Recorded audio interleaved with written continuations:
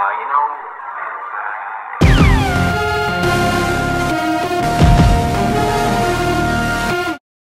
Hey, what's up? My name is LH Hannigan, and I run a YouTube channel called OhYeahLH. That's OhYeahLH. I'm a hippie. I fled from my small town home in Kentucky when I turned 18 to pursue a life of political journalism out in Long Beach, California. So, I love a good movement, I love a good protest, I love a good cause. Last week my friend and I attended Occupy Long Beach. We were there because we were pissed off that our school was going to raise tuition by 9%, which it eventually did. We kind of didn't win that cause at all. Occupy Long Beach was cool. It was small, it was hip, and while we were there, we loaded a bus to go to Occupy LA. We got there and fell in love with the cause. There were tents with protest signs, there were flowers and peace signs everywhere. It was pretty cool looking from the outside. We rented a tent from a guy and decided to occupy the Occupy. Kelly and I brought sleeping bags and blankets, and we made ourselves a home. Kelly and I went because we had a cause, a purpose. We wanted to make a change. We figured there would be people there that could help us make the change. However, quickly we found that not only are there people trying to make a change, there are people there looking to have some fun, to party. So we began to party too, and one night when we were walking around camp, we started to hear pretty weird rumors. We started hearing rumors of crack running around the camp, and LSD, shrooms, DMT, alcohol, and plenty of weed being available right around us. In fact, we saw a ton of crack, a ton of ether, and mescaline running rampant through the camp. And trust me, there was no short supply of alcohol. This camp is run in a socialistic fashion. If you live there, you can eat, use their bathroom facilities, library, attend their classes, and most people will let anyone sleep in their tent. It was interesting, and inherently it sounds like a beautiful thing. But then we began to see the flaws. Then we began to question things. The food being served was mostly vegan. And for people that are not vegan to suddenly adopt a vegan lifestyle, their body goes through a lot of changes, a lot of really, really terrible bowel movements. And for a society of nearly 700 people sharing less than 20 porta potties with these kind of illnesses for a time, well, the porta potties are only being cleaned once a week. It's not even dirty. It's inhumane. It's disgusting. Kelly and me didn't even use the bathroom while we were there. The first flaw that we saw with the Occupy movement was in the vegan food and the bathroom situation. We wanted to find out who the leader was, who was in charge, who was making plans and executing tasks, who was making sure everything was going as on agenda. And soon we found out no one was in charge. That was the point. They hated the idea of a leader, and people were just doing their own thing and rooting for their own cause, whatever that may be. Sure, there were people who knew about politics and the changes they could make, but I'd say the majority of people there didn't even know the difference between the legislative and judicial branch. Most people there, I even doubt, knew what the movement was really about. It seemed like most people were there just to get fucked up and meet others like themselves that think, fuck the government, let's do crack on City Hall. I'm not being judgmental. I'm just reporting what I saw.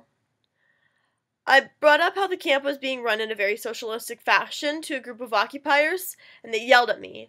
They were saying things like, socialism is evil and nasty and disgusting. They said I was fucking retarded for saying that this camp was being run in a socialistic fashion.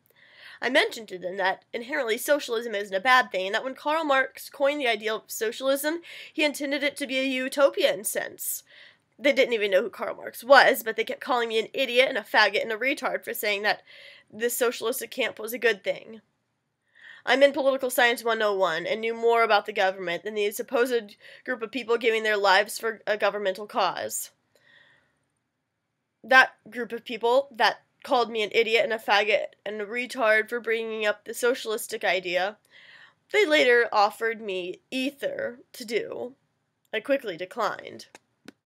As if the flaws about the food, bathrooms, and not having a leader or a plan weren't enough, Kelly and I soon realized how ridiculously unsafe we were.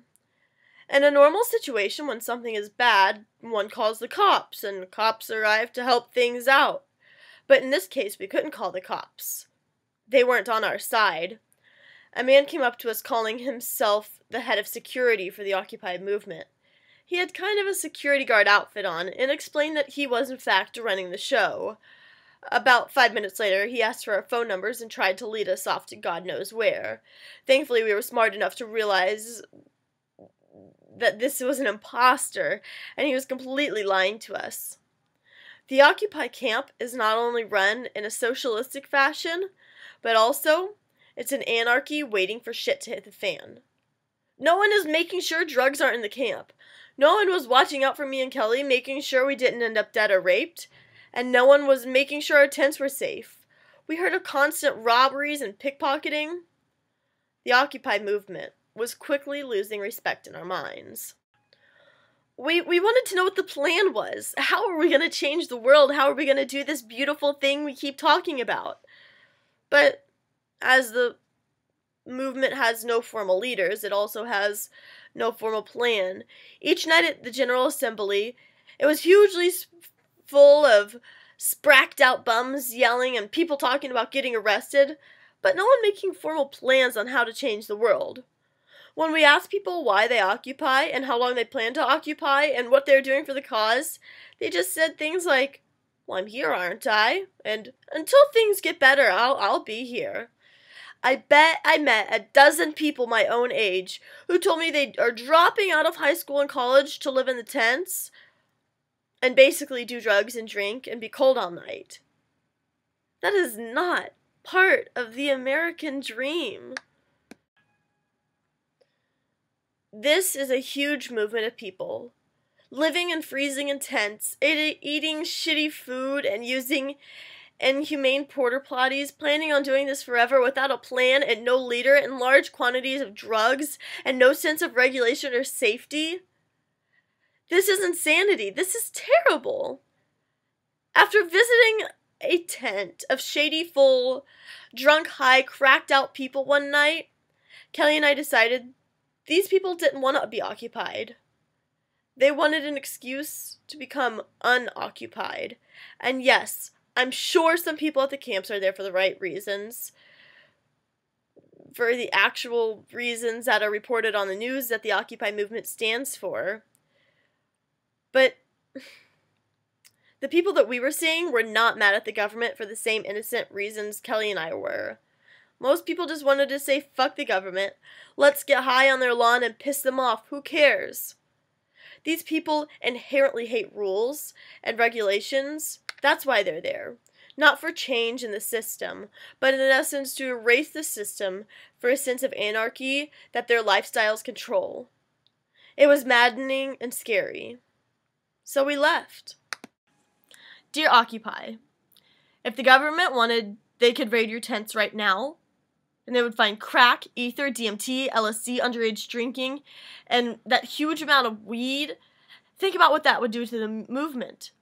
It would end it. I don't care if you want to do these things, but disconnect yourself from the movement or make a change. Think about how the press would report about us if the government found all those substances hiding on the lawn. The movement would end immediately. It would be embarrassing. You would be screwing it up in line for all the people who are actually fighting for positive change in society. Secondly, Occupy, you need a system of security. There should be someone IDing everyone who goes in and out of the camps. Bags, purses, and everything should be checked upon entering and exiting the camps. Occupy to save your ass. Make these changes now before something happens. What if someone brings a gun? There's already a huge amount of illicit material there. Stop it now, or that will be the end of the reign of the 99%. Thirdly, Occupy, inherently a leader of a cause, isn't a bad thing. Each camp should designate a leader and a board of people working for a cause. People sitting in tents aren't going to do that shit.